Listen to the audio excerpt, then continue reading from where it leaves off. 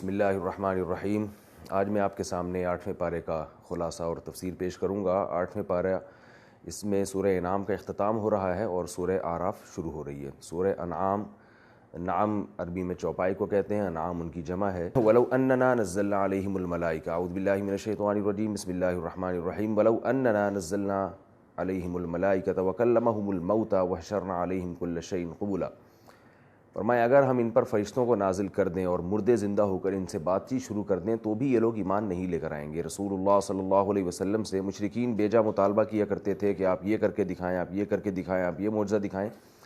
تو اللہ تعالیٰ نے آپ صلی اللہ علیہ وسلم کو تسلی دی ہے کہ ہم نے آپ کی نبوت کے برحق ہونے کے اور اسلام کے برحق ہونے کے جو دلائل آپ کو دیے ہیں وہ کافی ہیں، مزید معجزات کی ضرورت نہیں ہے، اور ان کے مطالبوں سے آپ پریشان نہ ہوں، کیونکہ یہ تو مردے بھی اگر زندہ ہو کر ان سے ہم کلام ہونے لگیں گے تو یہ اس کو بھی جادو کہہ کے ٹال دیں گے۔ اسی پارے کے شروع میں اللہ نے قاعدہ بھی بیان کیا، وَإِن تُطِعْ أَكْثَرَ مَنْ فِي الْأَرْضِ يُضِلُّوكَ عَنْ سَبِيلِ اللَّهِ، کہ اکثریت ہمیشہ معیار حق نہیں ہوتی، بسا اوقات اکثریت غلطی پر بھی ہو سکتی ہے، لہذا ہمیں حقائق کو دیکھنا ہے۔ اور فرمایا کہ وَإِن تُطِعْ أَكْثَرَ مَنْ فِي الْأَرْضِ، اگر اس وقت آپ زمین میں اکثریت کی اتباع کریں، يُضِلُّوكَ عَنْ سَبِيلِ اللَّهِ، تو یہ اکثریت آپ کو اللہ کے راستے سے روک دے گی۔ یہ بات خوب سمجھ لینی چاہیے کہ یہ قاعدہ کلیہ نہیں ہے کہ ہمیشہ ہی اکثریت غلطی پر ہوگی۔ اس لیے عرض کر رہا ہوں کہ آج بہت سے لوگ اکثریت کو بنیاد بنا کر بھی کسی چیز کو غلط کہتے ہیں کہ اکثریت اس طرف ہے لہذا یہ غلط ہے۔ بتانا یہ مقصد ہے کہ ہمیشہ اکثریت صحیح راستے پر نہیں ہوتی، بعض دفعہ اکثریت ہونے کے باوجود بھی غلطی پر ہو سکتی ہے۔ ہاں یہ ضرور ہے کہ بعض دفعہ اکثریت صحیح راستے پر بھی ہوتی ہے۔ وَلَا تَأْكُلُوا مِمَّا لَمْ يُذْكَرِ اسْمُ اللَّهِ عَلَيْهِ، اسی صورت میں اللہ تعالیٰ نے ایک بہت اہم حکم بھی ہمیں یہ دیا کہ جس جانور پر اللہ کا نام نہ لیا جائے وہ تمہارے لیے حلال نہیں ہے۔ پورے عالم اسلام میں اہل علم، علماء اور فقہا کا یہ اس پر اتفاق ہے کہ جس جانور کو بھی ذبح کیا جائے گا اس پر اللہ کا نام لیا جائے گا۔ اگر آپ نے جانور پر اللہ کا نام جان بوجھ کر ترک کر دیا یا اللہ کے علاوہ کسی اور کا نام لے لیا آپ نے اس کے اوپر، تو وہ گوشت ہمارے لیے حلال نہیں ہے، بالکل مردار گوشت ہے وہ۔ اسی میں پارے میں اللہ تعالیٰ نے ایک اور بات بتائی، فرمایا فَمَن يُرِدِ اللَّهُ أَن يَهْدِيَهُ يَشْرَحْ صَدْرَهُ لِلْإِسْلَامِ، کہ اللہ تعالیٰ جب کسی کے لیے بھلائی کا فیصلہ کرتے ہیں اور چاہتے ہیں کہ اس کو سیدھا راستہ دکھائیں تو اس کا سینہ اسلام کے لیے کھول دیتے ہیں، اسلام اس کو سمجھ میں آنا شروع ہو جاتا ہے۔ تو یہ اللہ کی بہت بڑی نعمت ہے کہ اگر کسی کو اسلام سمجھ میں آنا شروع ہو جائے تو یہ اللہ کی نعمت ہے کہ اللہ تعالیٰ نے اس کے لیے ہدایت کے راستوں کو کھول دیا ہے۔ مشرکین کی عادت تھی کہ اپنی مرضی سے چیزوں کو حرام کیا کرتے تھے، بتوں کے نام پہ جانور چھوڑ دیا کرتے تھے اور ان کو پھر حرام سمجھا کرتے تھے، اور اپنے بچوں کو پیدائش کے بعد قتل کر دیا کرتے تھے۔ سورہ انعام میں اس چیز کی بھی حرمت کو بہت اہتمام سے بیان کیا گیا ہے کہ اپنی طرف سے چیزوں کو حرام مت کیا کرو، اور غیر اللہ کے لیے چیزوں کو، غیر اللہ کے نام پر قربانیاں مت کیا کرو۔ آج بھی آپ نے دیکھا ہوگا مزاروں پہ جو میت دفن ہوتی ہے، جو بزرگ دفن ہوتے ہیں، ان کے نام پہ جانور قربان ہو رہے ہوتے ہیں۔ اس کی حرمت بھی اس صورت میں بیان کی گئی ہے کہ جانور کا ذبح کرنا وہ صرف اللہ کے لیے ہوگا، جانور کی جو قربانی ہے یہ جانور کا ذبح کرنا یہ صرف اللہ کے لیے ہوگا، اللہ کے علاوہ کسی اور کے نام پہ جانور قربان کرنا حلال نہیں ہے۔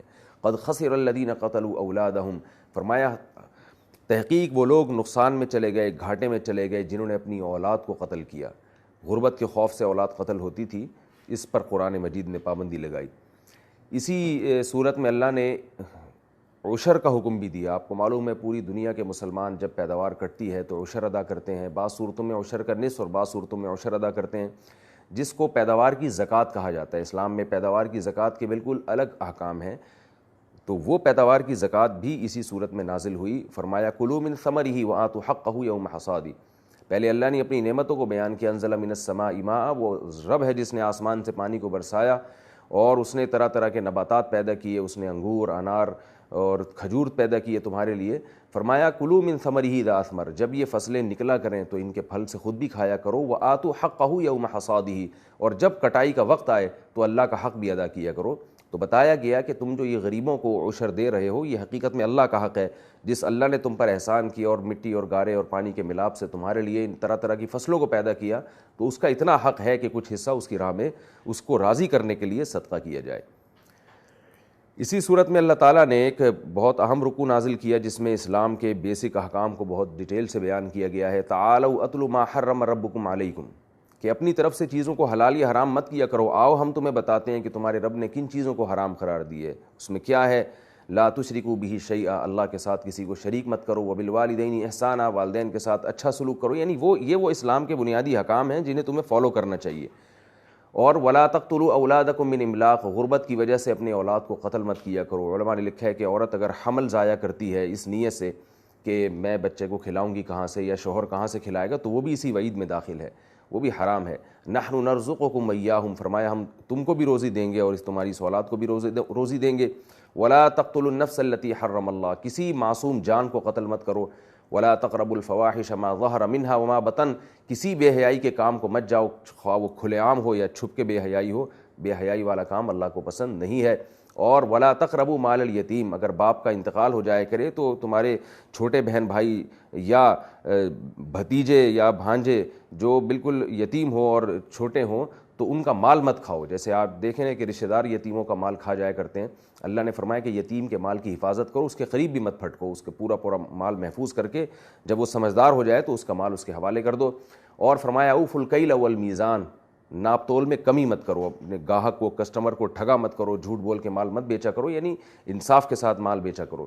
اور فرمایا وَأَنَّ هَذَا صِرَاطِي مُسْتَقِيمًا فَاتَّبِعُوهُ، یہ ہے میرا سیدھا راستہ جس کو اسلام کہا جاتا ہے، اس کے علاوہ دوسرے راستوں کو فالو مت کرو۔ بہت اہم حکم دیا ان آیات میں اللہ تعالیٰ نے۔ اور اس صورت کے اختتام میں، کیونکہ اس صورت میں توحید کا بیان زیادہ ہے، اس لیے اللہ تعالیٰ نے اپنے نبی کو حکم دیا کہ آپ ببانگ دوہلی اعلان کر دیں ان صلاتی و نسکی و محیایا و مماتی للہ رب العالمین، میری نماز، میری قربانی، میرا جینا، میرا مرنا صرف اور صرف اللہ کے لیے ہے، لا شریک لہو، میں اس اللہ کے ساتھ کسی اور کو شریک نہیں کرتا اس میں۔ یہ تو سورہ انعام تھی جس کا میں نے آپ کے سامنے خلاصہ بیان کیا۔ اس کے بعد سورہ اعراف شروع ہوتی ہے۔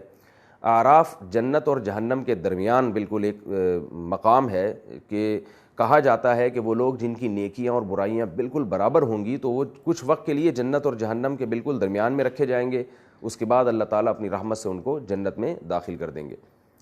تو اس اعراف کا چونکہ یہاں تذکرہ آیا ہے تو اسی کی مناسبت سے اس سورت کا نام جو ہے سورہ اعراف رکھا گیا۔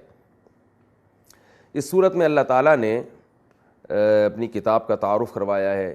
کتاب انزل الیک، یہ اللہ کی طرف سے نازل کردہ کتاب ہے، لہذا اے نبی صلی اللہ علیہ وسلم فلا یکن فی صدرک حرج منہ، آپ ان لوگوں کی باتوں سے پریشان نہ ہوا کریں۔ اللہ نے آپ پر بہت بڑی نعمت کی ہے جو آسمان سے اپنے لیے آپ کے لیے کتاب کو نازل کیا۔ اتبعوا ما انزل الیکم من ربکم، اور بتایا کہ جو قرآن تم پر نازل ہو رہا ہے اس کی اتباع کرو، اس کو چھوڑ کر گمراہی کے راستوں پر مت چلو۔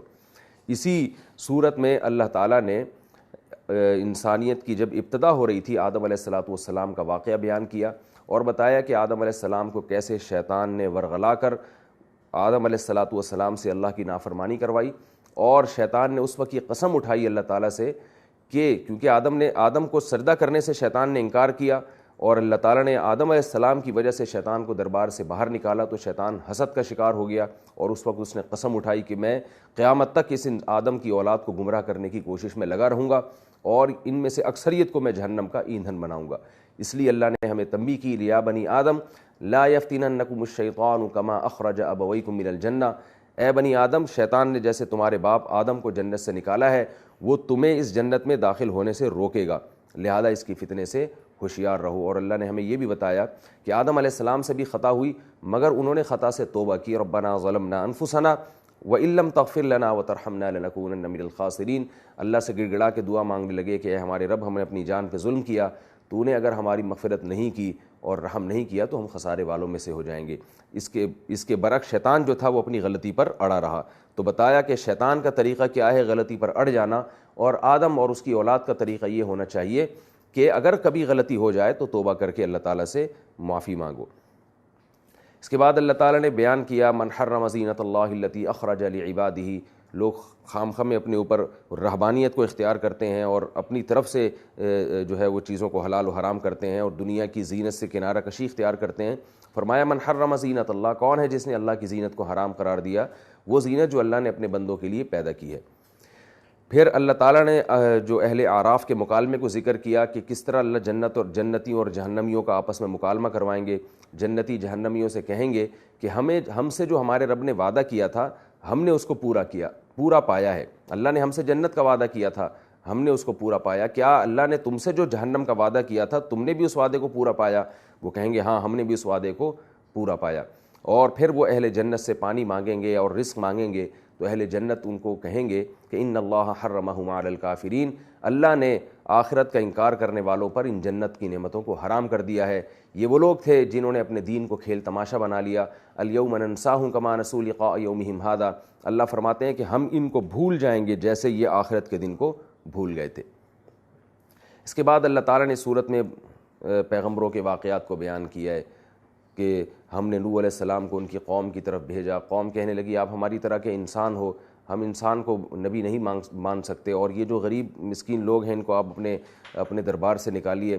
نوح علیہ السلام نے کہا کہ میں ان غرباء اور مساکین کو اپنی محفل سے نہیں نکال سکتا. قوم ایمان نہیں لے کر آئی، اللہ نے اس قوم کو ہلاک کر دیا.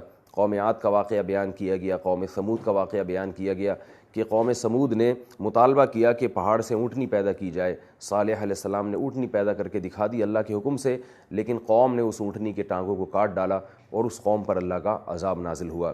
اسی میں لوط علیہ السلام کی قوم کا بھی واقعہ بیان کیا کہ کیسے وہ لڑکوں سے بدکاری کی عادت میں مبتلا تھی. لوط علیہ السلام نے اپنی قوم کو سمجھایا مگر قوم باز نہیں آئی، سوائے چند لوگوں کے جو آپ پر ایمان لائے تھے. اللہ نے اس قوم کو بھی تباہ و برباد کر دیا. اور لوط علیہ السلام کہتے تھے اتأتون الفاحشۃ ما سبقکم بہا من احد من العالمین، ایسی برائی کر رہے ہو جو تم سے پہلے کسی قوم نے برائی نہیں کی. اس کے بعد شعیب علیہ السلام کی قوم کا تذکرہ ہے، اور یہ 90 پارے کے میں جا کے ختم ہوتا ہے، جس میں شعیب علیہ السلام اپنی قوم کو بتا رہے ہیں کہ تم ناپ تول میں کمی مت کرو، اور پیسے لیتے پورے ہو اور مال جب دیتے ہو تو اس میں ڈنڈی مارتے ہو، اس میں گھاٹے کا یعنی لوگوں کو نقصان پہنچاتے ہو، اور تم قحط زدہ لوگ نہیں ہو کہ تمہیں کوئی حرام کھانے کی مجبوری ہو. اللہ نے تم سب کو رزق کی فراوانی دی ہے، لیکن قوم کی سمجھ میں یہ بات نہیں آئی. اللہ تعالیٰ نے اس قوم کو بھی تباہ و برباد کر دیا. اللہ تعالیٰ سے دعا ہے کہ اللہ تعالیٰ ہمیں ان قوموں کے واقعات سے عبرت حاصل کرنے کی توفیق عطا فرمائے، اور قرآن کریم کے تمام احکامات کو دل و جان سے قبول کرنے اور اس پر عمل پیرا ہونے کی توفیق عطا فرمائے. وما علینا الا البلاغ.